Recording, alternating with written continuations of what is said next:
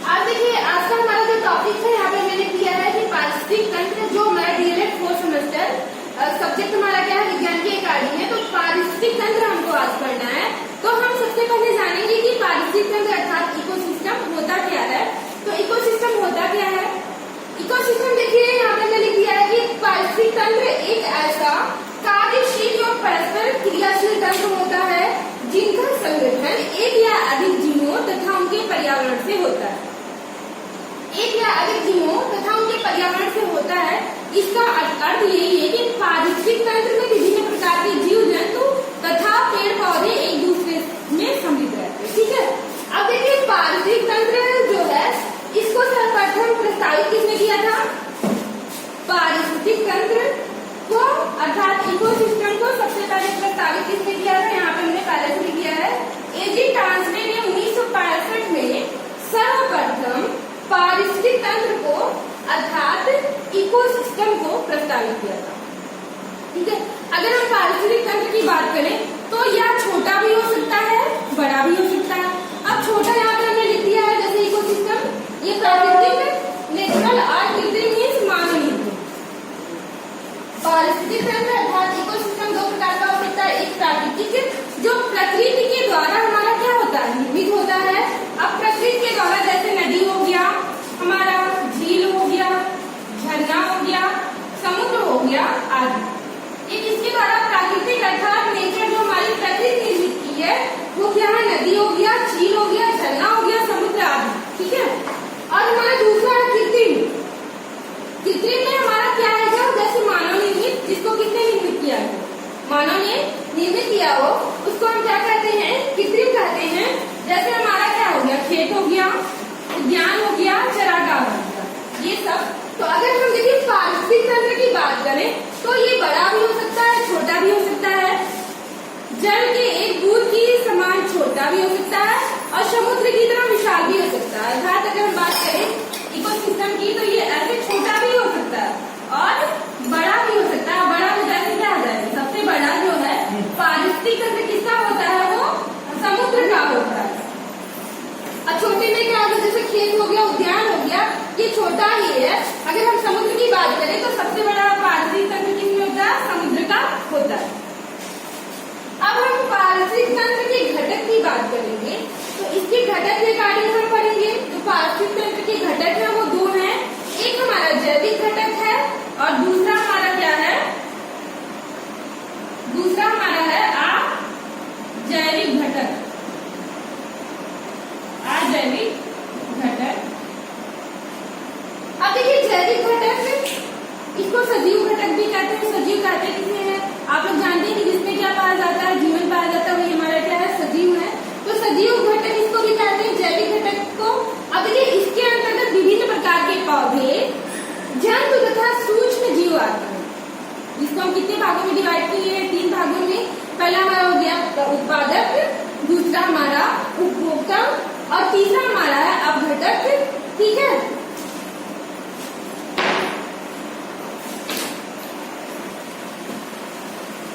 अब देखिए पारिस्थितिक तंत्र के दो घटक है, जैविक और अजैविक। अब जैविक घटक को हम सजीव घटक भी कहते हैं, जिसमें विभिन्न प्रकार के सूक्ष्म जीव, जंतु तथा पौधे आते हैं। इसको 3 भागों में डिवाइड किया गया है, जिसमें पहला हमारा हो गया उत्पादक, दूसरा हमारा हो गया उपभोक्ता और तीसरा हमारा होगा अपघटक। अपघटक। ठीक है, अब हम देखेंगे उत्पादक किसे कहते हैं। उत्पादक कहते किसे हैं? उत्पादक कहते हैं हरे पौधे जो होते हैं वो सूर्य के प्रकाश में प्रकाश संश्लेषण की क्रिया द्वारा क्या करते हैं? अपना भोजन स्वयं बनाते हैं। ऐसे घटक को हम क्या कहते हैं? उत्पादक। ऐसे घटक को उत्पादक या स्वपोषी कहते हैं। ऐसे घटक को उत्पादक या स्वपोषी कहते हैं। स्वपोषी मीन्स जो अपना पोषण स्वयं करते हैं। ठीक है, इसके बाद हमारा हो गया दूसरा उपभोक्ता। दूसरा हमारा है उपभोक्ता। इसके अंतर्गत वे सजीव आते हैं जो अपना भोजन स्वयं नहीं बना पाते हैं तथा भोजन के लिए क्या करते हैं? वो पौधे तथा अन्य जंतुओं पर निर्भर रहते हैं। पौधे तथा अन्य जंतुओं पर क्या करते हैं? ये निर्भर रहते हैं। ऐसे घटक को हम क्या कहते हैं? ऐसे घटक को हम उपभोक्ता या परपोषी कहते हैं, अर्थात ये दूसरों का पोषण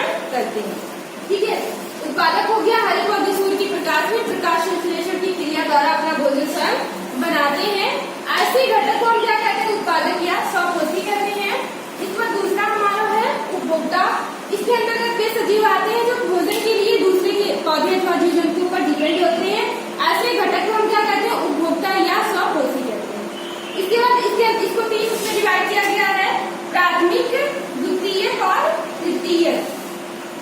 अब देखिए प्राथमिक उपभोक्ता किसे कहते हैं? प्राथमिक उपभोक्ता वे जीव जो हरे पौधे अर्थात उत्पादकों से अपना भोजन प्राप्त करते हैं, उन्हें क्या कहते हैं? प्राथमिक उपभोक्ता कहते हैं। जैसे हम देखिए एग्जाम्पल में टिड्डा हो गया, टिड्डा क्या घास खाता है? टिड्डा हो गया, गाय हो गया, भैंस हो गया, बकरी हो गई। अर्थात ये किस पे? उत्पादकों अर्थात किस पे निर्भर करते हैं? हरे पौधे पे डिपेंड करते हैं ना। टिड्डा हो गया, गाय हो गया, भैंस हो गया, बकरी आदि। ये हमारा किस प्राथमिक उपभोक्ता कहलाता है। अब द्वितीयक उपभोक्ता किसे कहते हैं? वे जीव जो अपना भोजन प्राप्त करने के लिए किस पे डिपेंड करते हैं? आपका क्या हो गया? प्राथमिक उपभोक्ता। ऐसे जीव जो अपने भोजन के लिए प्राथमिक उपभोक्ता पर निर्भर करते हैं, इनको हम क्या कहते हैं? द्वितीयक उपभोक्ता कहते हैं। जैसे एग्जाम्पल में मेढक हो गया, छिपकली हो गई, लोमड़ी आदि। ये हमारा प्राइमरी कंज्यूमर्स पे डिपेंड करते हैं। ये हमारा हो गया सेकेंडरी कंज्यूमर्स। इसका तीसरा हमारा हो गया तृतीयक उपभोक्ता है। अब देखिए इस श्रेणी में जो है वे मांसाहारी जीव आते हैं जो भोजन के लिए किस पे? द्वितीयक उपभोक्ता पर डिपेंड करते हैं। इनको हम क्या कहते हैं? तृतीयक उपभोक्ता कहते हैं। एग्जाम्पल में जैसे सांप हो गया, गिद्ध हो गया, बाघ हो गया आदि। ये हमारा जो प्राथमिक उपभोक्ता, द्वितीयक उपभोक्ता और तृतीयक उपभोक्ता। प्राथमिक उपभोक्ता वे जीव जो हरे पौधे अर्थात उत्पादकों से अपना भोजन प्राप्त करते हैं, प्राइमरी कंज्यूमर्स कहलाते हैं। फॉर एग्जाम्पल में जैसे हमारा टिड्डा हो गया, गाय हो गया, भैंस हो गई आदि। ठीक है, आप अपनी तरफ से भी एग्जाम्पल पूछ सकते हैं। और दूसरा हमारा हो गया सेकेंडरी कंज्यूमर्स। इसमें ख्याल से जीव जो भोजन प्राप्त करने के लिए किस पे डिपेंड करते हैं? प्राथमिक उपभोक्ता पर डिपेंड करते हैं। इसको हम क्या कहते हैं? द्वितीयक उपभोक्ता कहते हैं। जैसे फॉर एग्जाम्पल में हमारा मेढक हो गया, छिपकली हो गया, लोमड़ी आदि।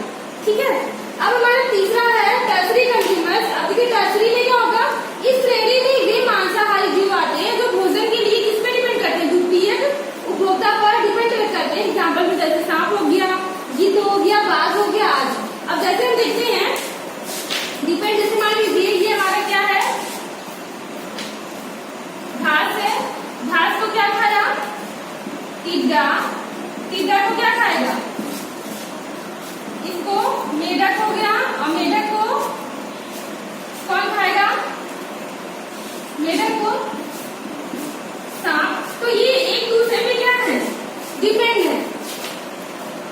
डिपेंड की बात करें तो क्या है? ये एक दूसरे पर डिपेंड है।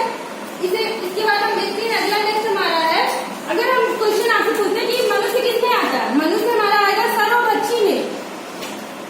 मनुष्य सर्वभक्षी है क्योंकि मनुष्य मांसाहारी भी है और शाकाहारी भी है, इसीलिए हम इसको किस श्रेणी में रखेंगे? मनुष्य को सर्वभक्षी में रखेंगे। इसके बाद नेक्स्ट हमारा है अपघटक। अब अगला हमारा है अपघटक। अब देखिए अपघटक कहते किससे हैं? ये हमारा तीसरा है उत्पादक उपभोक्ता, और तीसरा हमारा क्या था? अपघटक।